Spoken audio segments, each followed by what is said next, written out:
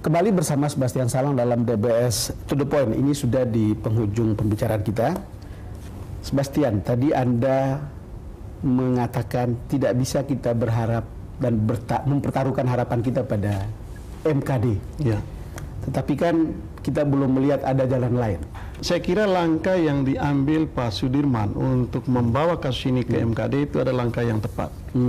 Bagaimanapun dia membawa ke persoalan kasus ini ke Mahkamah Kehormatan Dewan yang memang bertugas untuk mengadili pelanggaran etik yang dilakukan oleh Pak Novanto, begitu. Dan itu sudah tepat. Dan apa yang dilakukan itu tentu saja membuka mata publik bahwa ada kasus yang diduga ini memang melibatkan Ketua DPR. Karena itu kita serahkan pada Mahkamah Kehormatan Dewan untuk menindaklanjuti ini. Kalau DPR ingin lembaganya tetap terjaga harkat dan martabat institusinya, ya berilah tindakan kalau memang terbukti. Tapi sebaliknya, jangan sampai lembaga ini justru menjadi tempat berlindungnya Ketua DPR, karena itu sudah punya pengalaman berkaitan dengan ini. Yang tadi saya bilang, satu-satunya Ketua DPR yang diadukan oleh anggotanya sendiri itu baru dalam sejarah ada Dewan Kehormatan atau Mahkamah Kehormatan Dewan, itu baru pertama kali Pak Novanto diadukan. Tetapi hasilnya tidak jelas. Tetapi begini, saya kira apa yang dilakukan itu di satu sisi nanti bisa membuka mata publik, tapi di sisi yang lain, menurut saya mesti ada langkah selain MKD. Ada langkah selain MKD. Orang bicara langkah hukum, orang bicara langkah politik yang lain. Betul. Oke, sekarang pertanyaan saya adalah, itu kan di dalam peraturannya MKD itu sanksinya kan mulai dari sanksi ringan sampai paling berat kan. Betul. Dan yang paling berat itu adalah orang bisa diberhentikan. Betul. Walaupun saya belum punya data ya bahwa ada yang diberhentikan karena pelanggaran etis itu di DPR, akan berlaku juga dong terhadap orang seperti Setia Novanto yang adalah Ketua DPR. Kalau misalnya pada satu saat MKD bekerja kemudian membuktikan ini sebuah kesalahan. Iya. Jadi sebetulnya begini, kalau sanksi ringan atau pelanggaran ringan itu sanksinya teguran tertulis. Tapi kalau sanksinya sedang, maka seseorang itu tidak boleh menduduki jabatan. Ya, di jabatan yang ada di sana. Maka kalau Pak Novanto ini dinyatakan melakukan pelanggaran sedang saja, maka konsekuensi politiknya beliau berhenti dari Ketua DPR.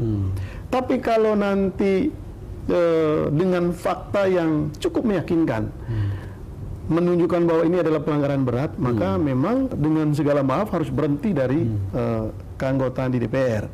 Tapi ini adalah pertarungan politik. Ya, ini pertarungan politik tingkat tinggi yang tentu saja kita masih melihat kira-kira muaranya di sana. Saya khawatir justru ini akan terjadi kompromi politik. Akan terjadi kompromi politik yang hasil akhirnya ya berujung dengan ketidakjelasan. Itu satu. Yang lain berujung dengan ketidakjelasan. Ya. Atau akan jelas, yang lainnya akan jelas, tapi seperti apa? Ya. Atau yang lain justru yang menjadi serangan balik itu justru Pak Sudirman Said. Ya. Karena itu dukungan politik dari Pak JK, dari Pak Jokowi menjadi sangat penting. Dan yang dituntut hari ini adalah komitmen dari kedua pemimpin kita untuk membela menterinya.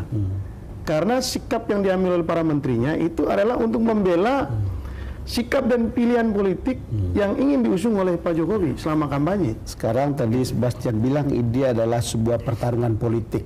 Lalu kemudian kita sekarang ada sebuah situasi politik di mana kemudian dulu ada perebutan posisi Ketua DPR. Dan mungkin itu masih terbawa sekarang oleh KIH untuk kemudian dapatkan tempat itu. Kemungkinan. Seberapa mungkin yang beginian?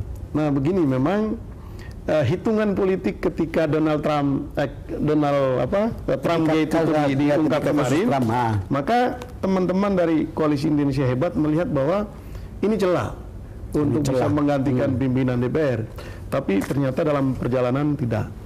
Lalu kemudian ini ujian yang kedua bagi kepemimpinan Pak Novanto. Kalau melihat komposisi politik di DPR, ini sebetulnya Koalisi Indonesia Hebat sudah mendapat tambahan, sudah dapat tambahan dari PAN dan Golkar juga sudah menyatakan sebetulnya mendukung pemerintahan Jokowi. Artinya mayoritas di DPR sebetulnya dikuasai oleh umum. Apakah ini berarti bahwa posisi Pak Novanto ini akan dengan mudah dengan celah MKD tadi atau tidak gitu?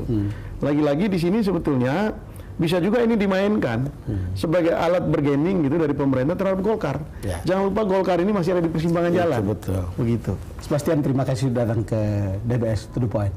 Terima kasih.